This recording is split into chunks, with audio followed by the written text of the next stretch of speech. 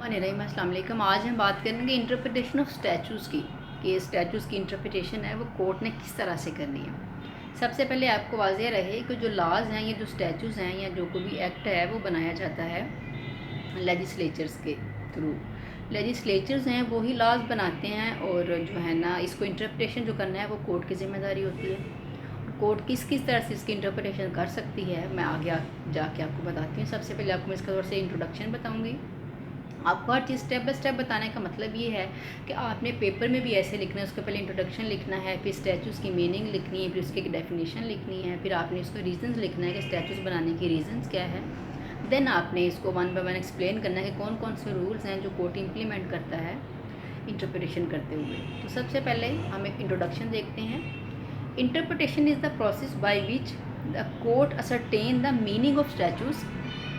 In order to determine the meaning of statute, various rules are followed known as rule of interpretation।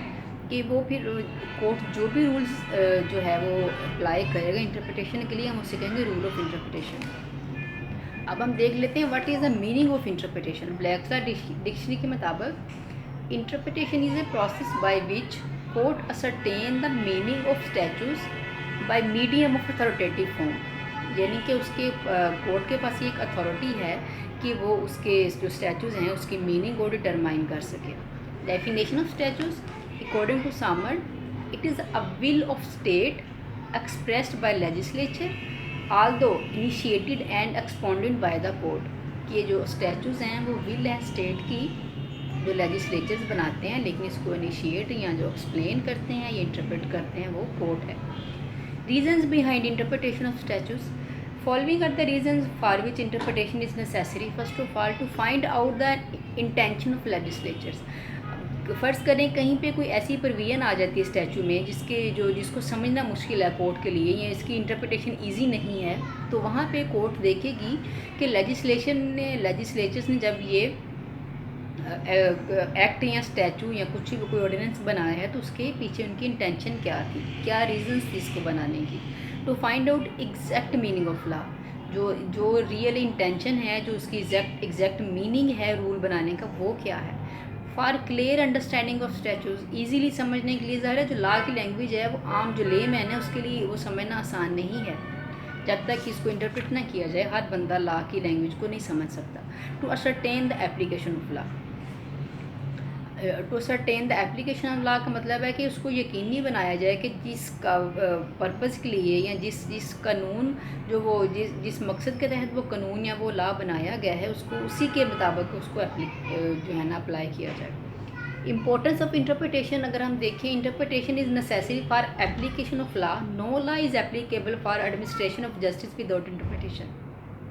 कि जब तक उसको interpret नहीं किया जाएगा वो एप्लीकेबल ही नहीं है, वो लॉ को, वो जस्टिस को एडमिनिस्ट्रेशन की कर ही नहीं सकता जब तक कि उसकी, जबकि डेफिनेटली जब तक आपको पता ही नहीं है कि आप किस कानून के तहत आपने अपनी सोसाइटी में जो है ये जो लेके आए हैं उसमें क्या उसे कहते हैं, आपने कोई भी लॉ एप्लीकेबल किया है, जब आपको पता ही नहीं है कि उसकी इंटेंशन क्या है, उसका मकसद क्या है, तो उसकी एप्लीकेशन कैसे आप सही तरीके से कर सकते हैं।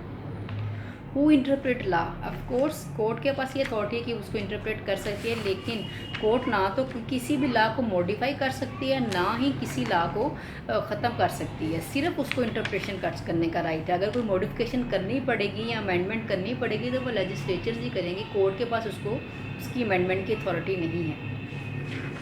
रूल ऑफ इंटरप्रिटेशन, अब हम देखते हैं कौन कौन से रूल हैं। तो 4-5 रूल्स मैंने लिखे हुए हैं, वो मैं आपको वन बाय वन एक्सप्लेन कर देती हूँ। सबसे पहले है literal interpretation of statues. Literal जैसे नाम से ज़ाहिर है, यानी कि ग्रामेटिकली इसकी जो लिटरल मीनिंग है उसके वो आपने देखने हैं कि इसकी क्या है। It is the first rule of interpretation. According to this rule the word used in this text are to be given or interpreted in the natural और ordinary meaning. Literal interpretation is also called grammatical interpretation, यानी कि जो provision का जो wording है आपने उसके जो लिटरल मीनिंग है या उसके जो ओरिजिनल मीनिंग है वो देखने हैं कि इसमें कहा क्या गया है, तो उसको हम कहते हैं grammatical interpretation. The golden rules को गोल्डन रूल इसलिए कहा जाता है कि कोई भी कमी बेशी अगर रह गई है लिटरल इंटरप्रिटेशन में तो वो यहाँ पे पूरी की जा सकती है। It resolve all the problems of interpretation in the interpretation given through the literal rule. जैसे मैंने आपको पहले बताया कि कोई अगर कमी बेशी रह जाती है लिटरल इंटरप्रिटेशन में तो गोल्डन रूल्स को अप्लाई किया जाते हैं तो to remove any ambiguity, injustice, inconvenience, hardship, iniquity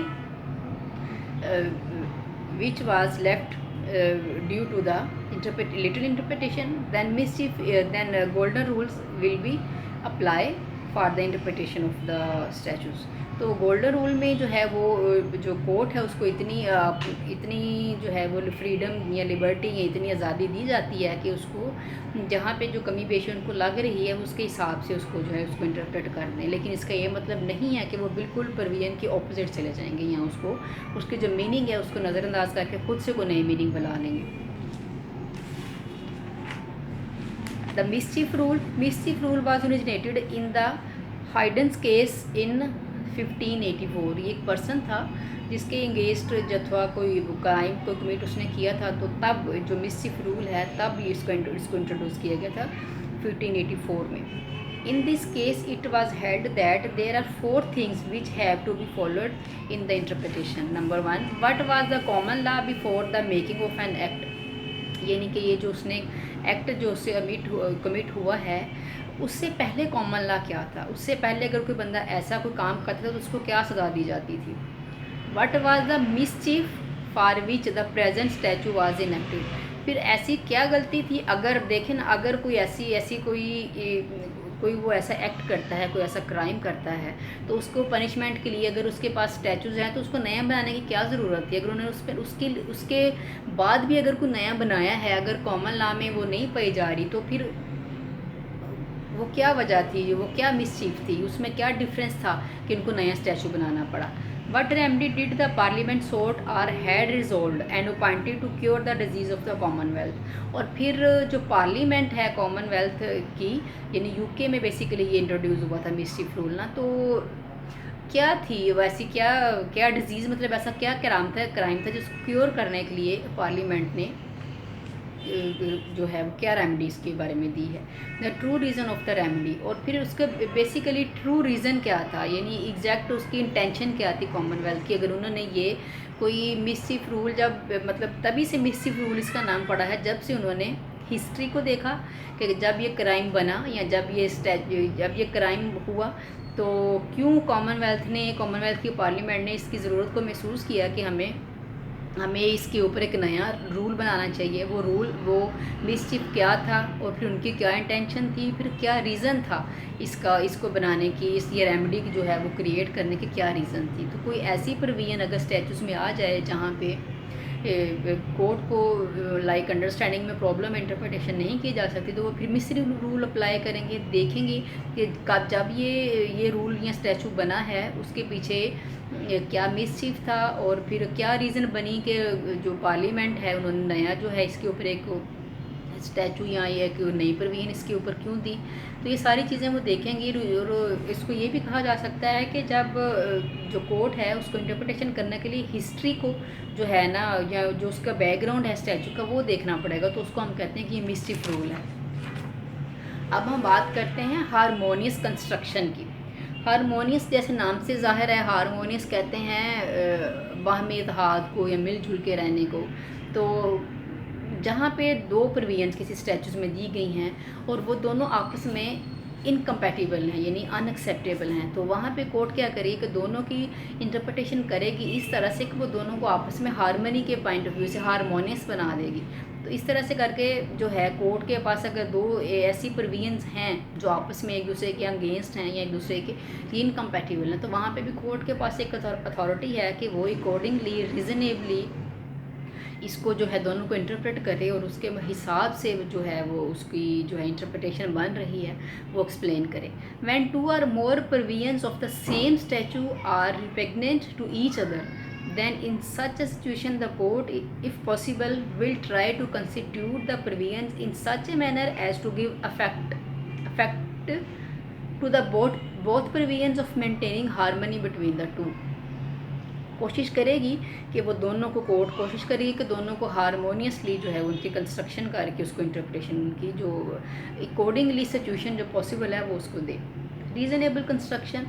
Every statute must be constructed as a whole, and duty of the court must be as far as possible to reconcile the statute with the wisdom and the reasonably. मतलब ये कि as a whole उसने करना है, court के पास ये authority नहीं है। जैसे मैंने पहले भी बताया कि आधी प्रोविजन को तो इंटरप्रिटेशन ले ले कि ये फिट हो रही है हमारे यहाँ पे, और आधी उसको वो छोड़ दे। नहीं, एज ए होल कोर्ट ने उसको जो है ना अपनी विजडम को, अपनी अक्लो फहम को यूज़ करते हुए उसकी इंटरप्रिटेशन देनी है, जो ये टाइम और सिचुएशन के हिसाब से उसको जो सूट कर रही हो, तो उसे हम कहेंगे रीज़नेबल कंस्ट्रक्शन।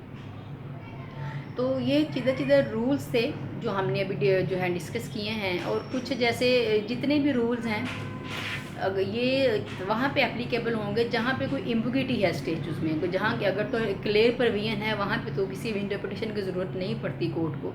लेकिन कभी ऐसी स्टेचूज़ होती हैं जिसके इंटेंशन को समझने के लिए कि इसकी क्या रीज़न थी, कोर्ट को उसकी इंटरप्रिटेशन करनी पड़ती है। तो उसमें 3-4 मैंने आपको जो रूल्स बताए हैं, जैसे लिटरल इंटरप्रिटेशन हो गई, गोल्डन रूल इंटरप्रिटेशन है, मिसचीफ रूल है, या फिर हारमोनियस कंस्ट्रक्शन है, रीजनेबल कंस्ट्रक्शन है। तो इनमें से कोई भी जो भी एप्लीकेबल है वहाँ पे कोर्ट उसको अप्लाई करके तो इनको जो है वो इंटरप्रिटेशन इनकी दे सकता है, जो उस वक्त जो टाइम अकॉर्डिंग टू सिचुएशन भी हो, अकॉर्डिंग टू जो क्राइम है या कोई सिविल टोर्ट है या कुछ भी है, या कहीं कहीं लॉ को अप्लाई करना है कहीं किसी भी जगह पे, तो वहाँ पे कोर्ट अपने अक्ल फहम को इस्तेमाल करते हुए इन रूल्स का सहारा लेते हुए उसकी इंटरप्रिटेशन कर सकता है। लेकिन वाज़ेह रहे कि कोर्ट ना तो किसी भी लॉ को ख़त्म कर सकता है, ना तो किसी लॉ को अमेंड कर सकता है, ना ही उसको पार्शली उसकी इंटरप्रिटेशन करके पार्शली उसको छोड़ सकता है। एज ए होल उसको उसकी इंटरप्रिटेशन करनी है, और जितनी बेस्ट पॉसिबल एफर्ट्स वो कोर्ट जो है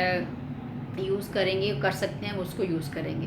कोई भी चीज़ें लॉ के अगेंस्ट नहीं जाएंगी, कोई भी चीज़ें उससे हट के नहीं होंगी। तो आज का टॉपिक हमारा यही था। होपफुली आपको समझ आ गई होगी। मैंने काफ़ी कोशिश की है कि इसको जितना इजी हो सके आपको इजी वर्डिंग में करके बताया जाए। बाकी फिर भी अगर आपको कोई प्रॉब्लम हो तो आप मुझे कमेंट में बताइएगा, मैं अकॉर्डिंगली कोशिश करूँगी कि आपकी प्रॉब्लम को रिजॉल्व कर सकूँ। तो इंशाल्लाह फिर किसी नए टॉपिक के साथ मिलेंगे, तब तक के लिए खुदा हाफिज़।